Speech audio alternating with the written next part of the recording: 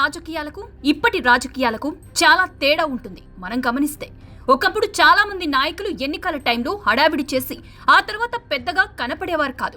ఓట్ల కోసం ప్రజలకు ఆ 4 రోజులు అందుబాటులో ఉండటం, వినతి పత్రాలు తీసుకోవటం, గెలిస్తే వ్యాపారాలు చక్కబెట్టుకోవటం. కానీ ఇప్పుడు మాత్రం రాజకీయాల్లో ప్రజలకు దగ్గరగా ఉన్నవాడే నాయకుడు.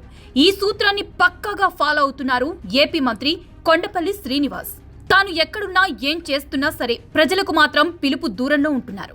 మంత్రిగా బాధ్యతలు చేపట్టిన తర్వాత వారంలో 2 రోజులు నియోజకవర్గానికి కేటాయించిన మంత్రి తాను ఎక్కడున్నా సరే నియోజకవర్గ ప్రజలకు అందుబాటులో ఉంటా అనే సిగ్నల్ ఇచ్చేశారు. మిగిలిన రోజులు ఎక్కువగా సచివాలయంలోనే ఉంటున్నారు. తన శాఖలపై అధికారులను వివరాలు అడిగి తెలుసుకోవడం, ప్రభుత్వ పెద్దల ఆదేశాలు అమలు చేయటం, తన శాఖలో క్షేత్రస్థాయి పరిస్థితులు తెలుసుకోవటం, సచివాలయంలో ఎవరైనా తనను వచ్చి కలవచ్చనే విధంగా ఒక ప్లాన్ ప్రకారం వెళ్తున్నారు. మంత్రులు అందుబాటులో ఉండరు అనే నానుడికి ఈయన ఫుల్ స్టాప్ పెట్టేశారు.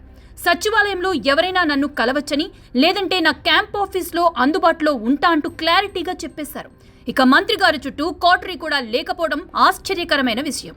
చాలా మంది మంత్రులు ఈ మధ్య కాలంలో కోటరీ ఏర్పాటు చేసుకుని తమను కలవాలి అంటే ఆ వలయం బ్రేక్ చేయాల్సిందే అనే సిగ్నల్స్ ఇస్తున్నారు. ఈ పద్ధతికి కూడా మంత్రి గారు ఎండ్ కట్ చూపించారు. తాను ఎక్కడికైనా పర్యటనకు వెళ్తే వ్యక్తిగత సిబ్బందిని కూడా దూరంగానే ఉంచుతున్నారు మంత్రి.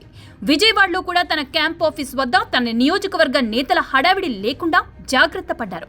ఇక ఫోన్లో, వాట్సాప్లో నిత్యం అందుబాటులో ఉండటం, ఏదైనా కార్యక్రమం ఉంటే నియోజకవర్గానికి వెళ్లి వెంటనే తిరిగి రావడం చేస్తున్నారు. నియోజకవర్గంలో ముందు కొండపల్లి శ్రీనివాస్ ని వ్యతిరేకించిన వాళ్లు కూడా ఇప్పుడు సైలెంట్ అయిపోయారు. తనపై ఉన్న అభిప్రాయాలను మార్చడంలో మంత్రి సక్సెస్ అయ్యారు. గెస్ట్ హౌస్లు, ఫామ్ హౌస్ల సంస్కృతికి కూడా మంత్రి దూరంగా ఉండడం గమనార్హం. ఉంటే క్యాంప్ ఆఫీస్, లేదంటే సచివాలయం అన్నట్టే ఉంది మంత్రి శైలి.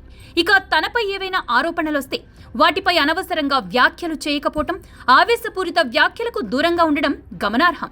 ఈ మధ్య కాలంలో సోషల్ మీడియాలో మంత్రిపై కాస్త రచ్చ జరిగింది.